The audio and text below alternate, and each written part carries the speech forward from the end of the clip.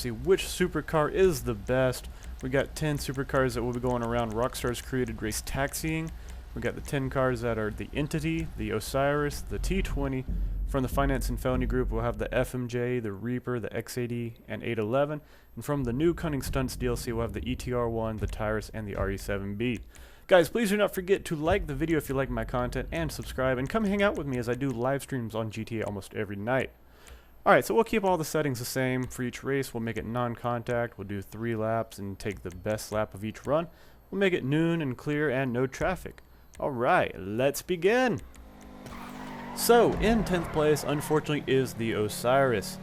The Osiris is a really solid car and is especially good for a lot of user-created wall ride races. However, it just didn't have any one special ability that kept it competitive in this race. It isn't the fastest car around the circuit, it doesn't have the best acceleration or the best top speed, it doesn't have the best grip around the corners, and all of these mediocrities combined landed it in last place. Still, I actually do own one, and I wouldn't give one up, because like I said before, it is a great wall ride car. The T20 and the Osiris, I believe, are the 2 best wall ride cars in the game, and I keep this one around specifically for those races. It's also a fairly easy car to drive. It doesn't like to spin out at either low speeds or high speeds, so it's a really solid entry-level car for those of you that are brand new to the game and don't have a supercar yet and you want to get one.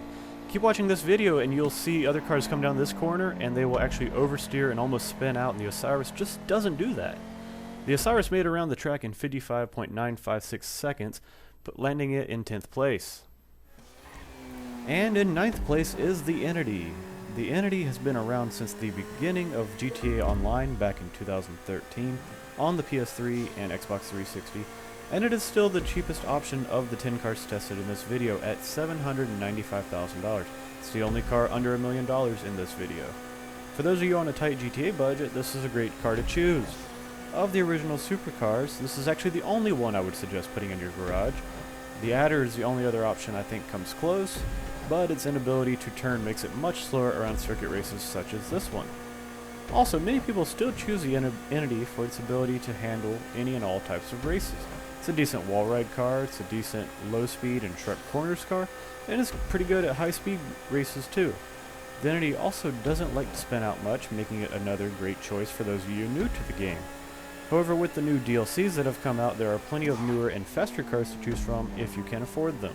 The Entity made it around the track in 55.79 seconds, landing it in 9th place of the 10 supercars tested.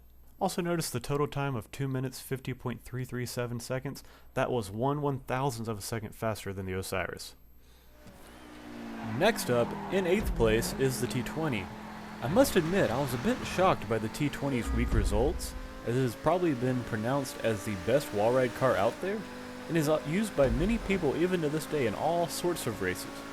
However, I'm actually going to suggest that you don't buy this one. At $2.2 million without any upgrades, the T20 is a very expensive supercar with not a lot to show for it. If you need a wall ride car, the Osiris or the Entity are great and cheaper options.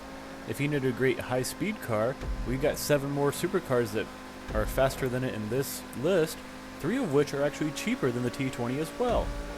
One thing that the T20 definitely does have going for it though is its subtle beauty. Modeled after a McLaren P1 and with a pop-up integrated spoiler, this car can definitely stand out if you have the right paint scheme on it.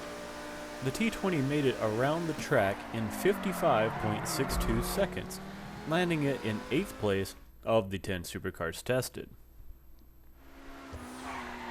In 7th place, and first on the list of cars from the Finance and Felony DLC, we have the Reaper. The Reaper definitely has a distinguished look thanks to Lamborghini, but at almost $1.6 million, there are definitely better options to choose from to get you around the track. The Reaper has great acceleration off the line, which may make it seem very fast, however it is noticeably slower at top speed than its Finance and Felony counterparts. One interesting thing about the Reaper is its low hood, where on a straightaway you can actually sit there and let other cars use the Reaper as a ramp to go sailing through the air. However, I would not choose to buy the Reaper simply because it has very little grip, as you can see going into this turn. It immediately wants to oversteer and spin out, and it never gets any better at any speed. The Reaper made it around the track in 55.36 seconds, landing it in 7th place of the 10. In 6th place, we have the FMJ. This is the first car that I really enjoyed taking around this circuit. It's only rear-wheel drive, so it doesn't have a lot of grip at low speeds, making initial acceleration and low-speed turns a chore, but at high speeds, the FMJ has amazing grip, especially for when it was released in Finance and Felonies. Personally love the FMJ based on its cornering alone. If you only have $2 million to spend on a car and all of its upgrades, the FMJ is definitely my recommendation. Notice how it takes this corner down here very well and actually makes up a ton of time compared to the previous cars due to its cornering abilities. The FMJ made around the track in 54.49 seconds, landing it in 6 of the 10.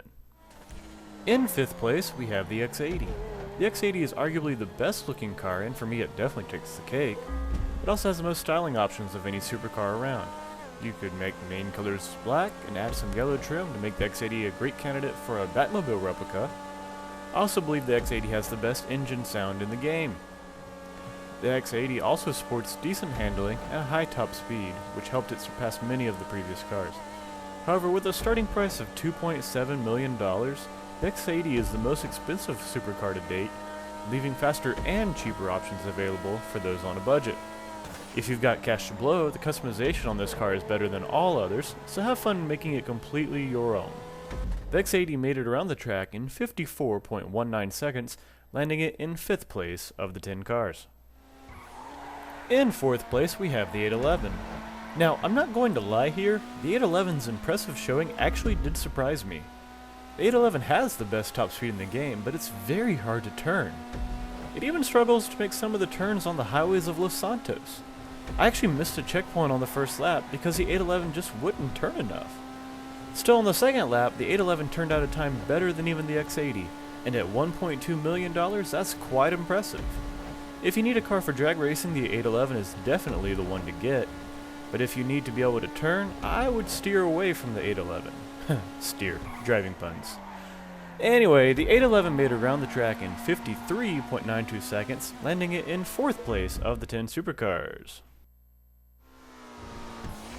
In 3rd place, we have the ETR-1. Yes, as expected, the 3 new supercars from the Cunning Stunts DLC are at the top of the leaderboard, at least around taxiing. The ETR-1, which is the cheapest of the 3, comes in at just under $2 million stock. One very important thing that you need to listen to though, all 3 of the new cars come with a stock spoiler, and you need to get rid of it. You need to buy an upgraded spoiler. It makes a huge difference in the times. These cars are almost 3 seconds slower per lap with a stock spoiler. Make sure to get rid of that spoiler and get a new one. The new cars don't have the highest top speed, but they have an insane amount of grip, which helps them go around the corners much faster. The ETR-1 makes it around the track in 52.82 seconds, landing it in 3rd place of the 10. In 2nd place, we have the Tyrus. The Tyrus is a solid choice, both coming in 2nd in the test and having the 2nd highest price tag at $2.55 million stock. Again, make sure to get rid of that stock spoiler and buy another one. Even though, in my opinion, the stock one does look the best, it is required to get that best lap time. The Tyrus has the worst handling of the 3 new supercars, but that's not really saying much because they're really in almost a class of their own. The Tyrus is easily a better choice for grip than any of the previously released cars, and you'll have a definite advantage over all the other cars with any of the new Cunning Stunts released cars. The Tyrus made it around the track in 52.68 seconds, landing it in 2nd of the 10. So that makes the new RE7B the winner of this test. The RE7B comes in at just under $2.5 million stock, so it definitely isn't cheap. But there were 2 more expensive options that did more poorly in this challenge. Now, I've since used the RE7B extensively and absolutely love its speed and handling. There's only really 2 things I can complain about this car. 1, the 811 is still slightly faster, but not by much. And 2, the name RE7B doesn't exactly roll off the tongue. My crew and I have often referred to it as the R2-D2 car based on its odd name and the fact that with the right livery scheme, it kinda looks like a little friend from Star Wars. So the RE7B came in first, but how close was it? Let me tell you, it wasn't close. The RE7B won by a larger margin over the Tyrus than the 811 did over the Osiris, and the 811 came in 4th, and the Osiris was dead last. The RE7B made around the track in 50.42 seconds, landing it in first place and beating the Tyrus by over 2 full seconds. So, to recap, the RE7B won by a long shot. You can also see on the screen where all the other cars came in this test. If for some reason you just don't like the RE7B, please make sure to at least get one of the new Cunning Stunts supercars so that you can keep up with the new level of competition. Let me know in the comments what you thought of this test, or if you were upset that I didn't include a certain supercar. If you were happy with this video, please make sure to leave a like and share it out to your friends. Also, if you enjoy GTA live streams, make sure to subscribe to me as I try to do one almost every day, and I'd love to have you. Thank you all for watching, and I hope it helped you make some decisions on your next supercar. Good luck racing, guys!